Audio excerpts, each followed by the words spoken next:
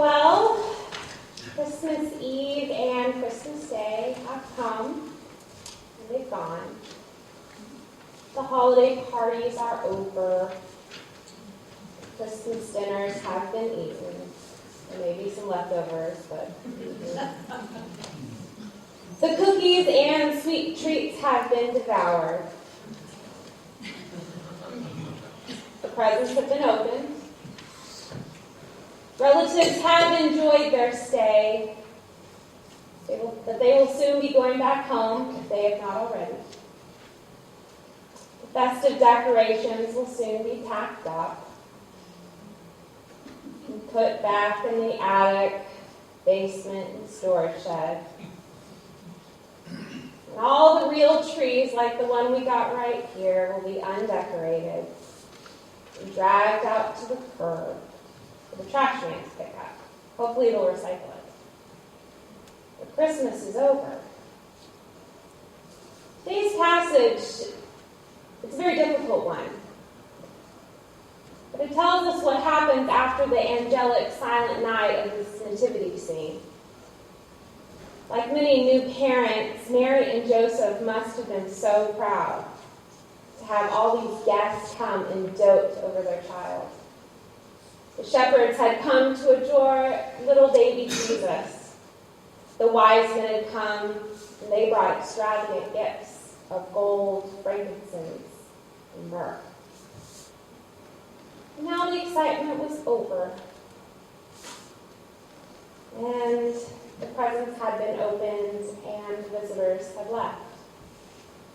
And like many of us, it was time for Joseph and Mary to return back to the humdrum of everyday life, with all the daily responsibilities of work and family, to go back to the way life was. But no, it can't. Because Mary just didn't have any baby boy. No, God entrusted her and Joseph to take care of the Son of God, the Messiah. She and Joseph would never return to the way it used to be. They faced a reality of a new normal of adapting to not only becoming new parents, but keeping God's most precious Son safe. In today's text, we learn that Mary and Joseph were living this unimaginable nightmare.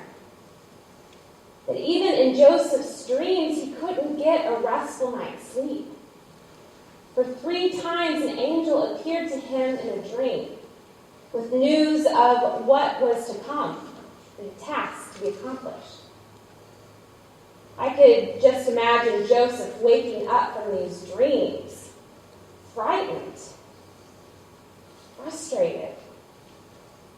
How terrifying it must have been to be informed of a universal genocide, the killing of children under the age of 2.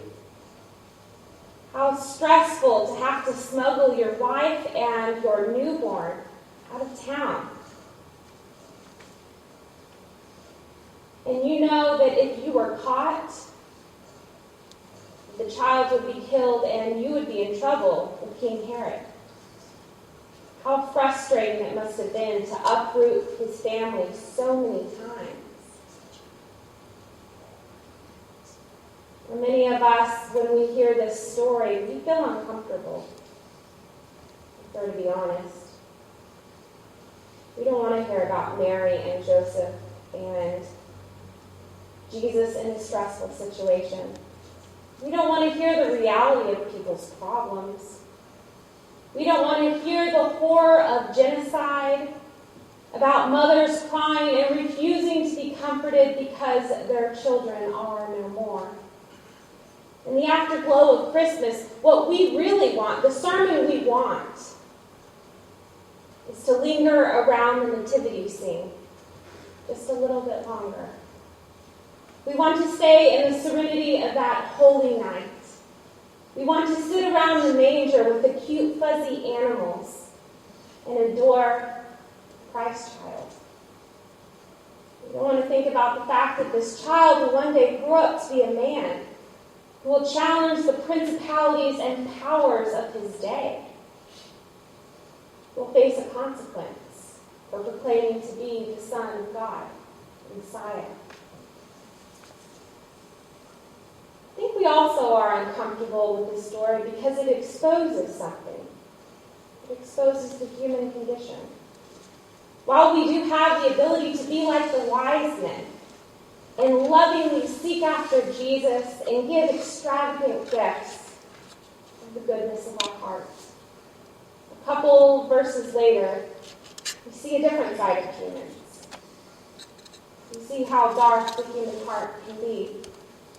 King Herod was afraid of the power that this Messiah, this little baby, would have. And out of selfishness, he would do anything to keep his power, his position. No matter how evil or devastating, with no regard to the sanctity of human life. However, that's not the end of the story. See, the story doesn't end in death and destruction. The story doesn't end in mourning and defeat. The story doesn't end with evil winning. For in this passage, it points out an important truth that we should all remember. That no matter how wicked evil may be, no matter how it may want to thwart off the plans of God and have the last say, in the end, God has the last say. God wins. Love wins. While darkness may try, it cannot overcome light. The light shines into darkness.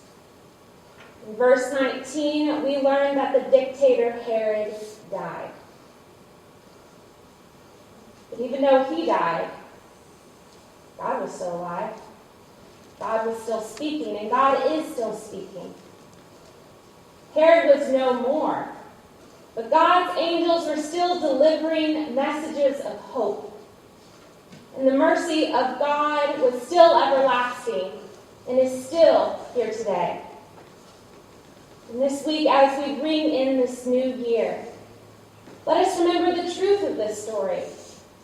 While we love serene, peaceful moments, like the nativity scene, it's inevitable that we're going to face challenges in the new year.